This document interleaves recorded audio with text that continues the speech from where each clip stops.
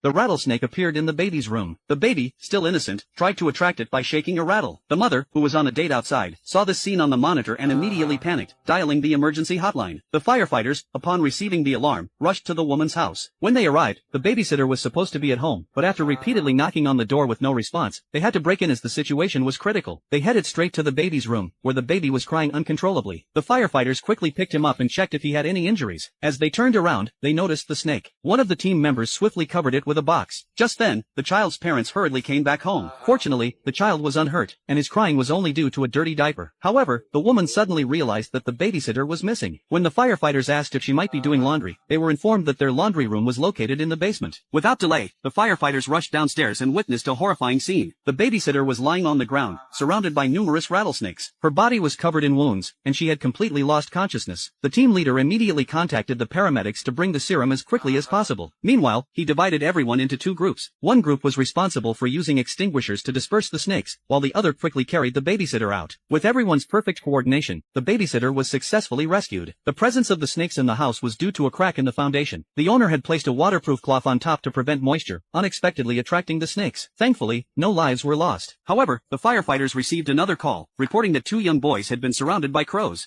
Never anger a crow, for it will hold a grudge and can even remember the face of its enemy for years, attacking every time it sees them. But two naive children didn't heed this advice, spotting a crow on a scarecrow and forgetting their teacher's warnings. They picked up stones and threw them, only minutes later being swarmed by a flock of crows who relentlessly attacked them, was even knocked to the ground. Today was the harvest festival, and the school had organized for students to come to the farm to experience rural life. After some instructions and were given by the teacher, they were allowed to roam free until it was time to gather. The teacher then noticed two children were missing and, looking up, saw a sky filled with crows, immediately realizing the danger. The rescue center received a call from the teacher soon after and firefighters arrived at the farm in no time. But no one was in sight. It turned out the teacher and the rest of the students had taken refuge in a vehicle. The teacher explained that Xiao Pang and another child were trapped in a warehouse, surrounded by crows. Even the firefighters were shocked by the scene. Dressed in protective gear and wearing helmets, they tiptoed towards the warehouse, careful not to startle the crows. Suddenly, a team medic's name tag fell to the ground. The team leader advised him not to pick it up to avoid a misunderstanding, as if they were about to throw stones at the crows. With everyone holding their breath and nerves on edge, they finally made it into the warehouse. Upon examination, they found that the little boy had serious crow pecks on his neck, luckily not affecting an artery. The team medic quickly cleaned his wounds and asked why the crows had attacked them. But the children didn't tell the truth, saying the crows must have been bewitched, attacking them for no reason. The firefighters, of course, didn't believe that. You sure it didn't have anything to do with those rocks you guys threw at them? When the lie was exposed, the little boy confessed that they had indeed thrown stones at the crows. A female firefighter told them that crows are very intelligent and vengeful. They can remember the faces of their attackers. So, they waited outside, ready to pounce on the children as soon as they came out. Now, how were they to rescue the children? They decided to fully armor up so the crows couldn't see their faces. One child's entire face was wrapped in bandages, and the other boy was dressed in a firefighter's uniform. The female firefighter reminded everyone not to make eye contact with the crows. But just then, a crow blocked their path. A male team medic volunteered to stay behind and deal with the crow while the rest should proceed. Carefully, he took out an oat stick from his pocket and threw it at the crow, which worked like a charm. While the crow was busy enjoying the treat, they finally managed to escape. Believe it or not, these two children would probably think twice before bothering a crow again. Sometime later, the firefighters received another call reporting a missing man. When the police searched the man's bedroom, they found a suspicious freezer. The alarm in the woman's house kept ringing incessantly, so the police were called to investigate. The woman appeared nervous and uneasy. Police opened the door to a bedroom and were shocked to find a freezer inside. This seemed very strange because who would keep a freezer in their bedroom? The police became instantly alert. According to records, the address was occupied by a woman and her husband, but the husband was nowhere to be seen. The woman claimed he was away on a business trip, which only increased the suspicion of the police. During the lockdown due to the pandemic, traveling for work was not allowed. The police, with their guns firmly in hand, cautiously approached the suspicious freezer. They slowly lifted the lid and fortunately, it was only filled with frozen meat. Everything okay? But I might find something I wouldn't like in there. The woman explained that her husband asked her to stock up on food due to the strict lockdown measures. Just then, the alarm went off again. As the police turned around, they noticed the problem. The contact point of the alarm was loose, causing it to trigger continuously. However, as soon as they fixed the loose contact point, it fell off again. Along with this, they heard knocking sounds coming from the walls. So tell me, where is your husband? Soon after, the firefighters arrived and discovered a source of heat inside the wall. They immediately broke open the wall, revealing the woman's husband. He had been stabbed in the back and was losing a significant amount of blood, in addition to being severely dehydrated. He was on the brink of death. Surprisingly, upon seeing his condition, the woman said, He's still alive? Why don't you start by telling me how exactly your husband got behind that wall? The woman had no choice but to confess the truth. It turned out that her relationship with her husband had deteriorated, and she had already filed for divorce. Unfortunately, due to the courthouse being closed during the pandemic, both of them were trapped in the house, forced to live under the same roof. The husband, bored, started dividing their belongings, labeling the sofa, guitar, dining table, and even the flower vase with his own name. He even used tape to mark the kitchen cabinet and coffee table, preparing to divide them in half. The woman reached her breaking point, picked up a fork, and stabbed him. Then she sealed him inside the wall. Eventually, the husband was rushed to the hospital, and the woman was promptly sent to prison. How to eat for free at a restaurant. This woman will teach you. Step 1. Squeeze a cup of ketchup. Step 2. When no one is looking, accidentally spill it on the floor. Step 3. Step on it deliberately. This way, not only will you get a free meal, but you can also receive a hefty compensation. After finishing, the woman puts her equipment in the trunk. Wait, what does she have in her trunk? Crutches, bandages, contraptions, various props. Turns out the woman is a professional scammer. Now she is searching for her next target. And this man, driving a luxury car, becomes the unlucky one. He just bought a home theater set, ready to surprise his wife at home. After confirming the surroundings are safe, he starts reversing the car, but suddenly, it seems like he bumped into something. The man quickly gets out of the car to check. Then he sees the woman lying on the ground, crying in pain. She claims her leg is broken. Immediately she demands $50,000 in compensation from the man. But when she turns her head, she sees that the man's car paint is custom made. Now her head starts hurting too. Another $10,000 must be added.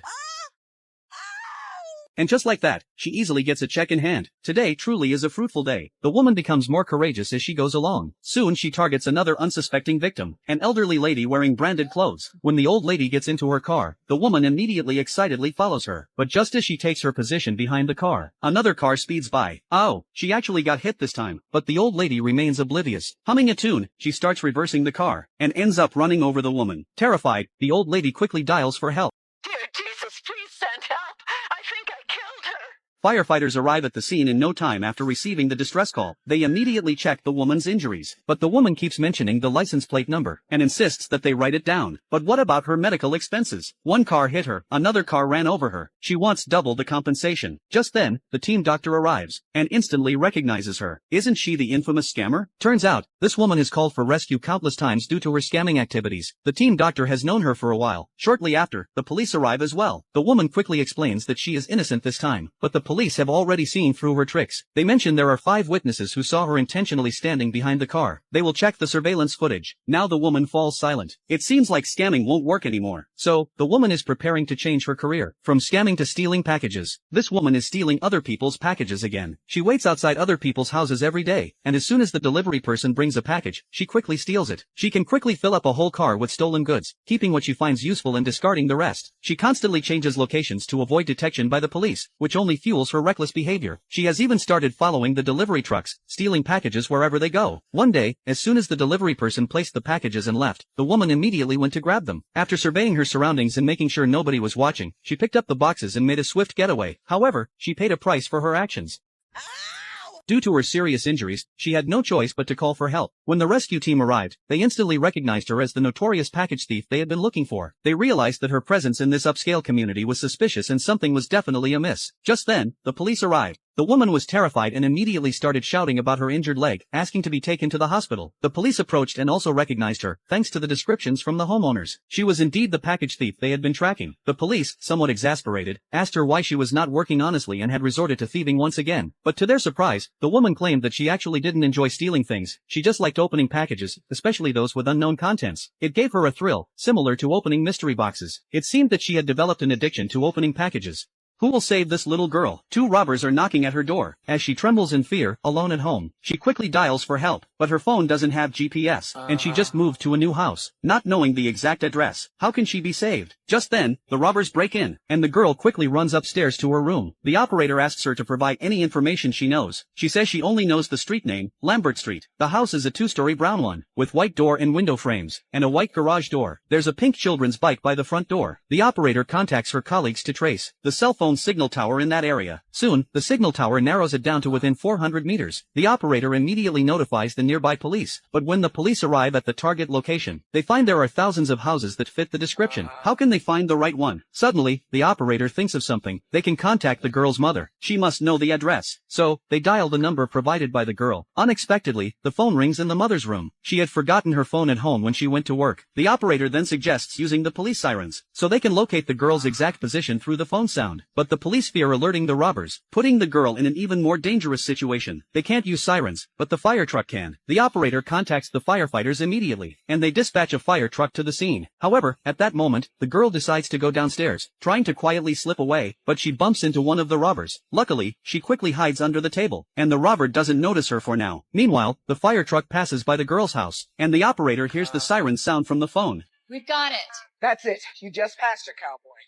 Oh, you see the pink bike? The police rush to the girl's house, sneaking in through the back door. At the same time, the firefighters see the girl's mother returning from work. They quickly approach and stop her. The robbers, having heard the siren sound earlier, become nervous, but upon seeing it's just a fire truck passing by, they relax their guard. Unfortunately, they still discover the girl. She tries to run upstairs, but one of the robbers grabs her leg, causing her phone to fall to the ground. Hearing the operator's voice through the phone, the robbers realize the girl is calling for help. To prevent them from doing anything extreme, the operator threatens them, saying the police have already surrounded the house, and they won't be able to escape. However, if they can ensure the girl's safety, the operator can help them get away, since she has a map of the entire neighborhood, and knows which routes are safe. After considering for 2 seconds, the robbers agree to cooperate with the operator. They lock the girl in a storage room, and, following the operator's directions, step by step, they come before the police. Just needed you out of the house. Get on the ground. One of the robbers takes the opportunity to run back into the room. Then he takes the girl hostage. But as soon as they step outside the door, the girl bites the robber hard, causing him pain and forcing him to release her. He quickly steals a motorcycle and flees frantically, pulling out a gun and shooting at the police, just when it seems like he's about to successfully escape. In the next moment, the police are left bewildered by the firefighters' actions. It seems that sometimes, a water gun is more effective than a handgun.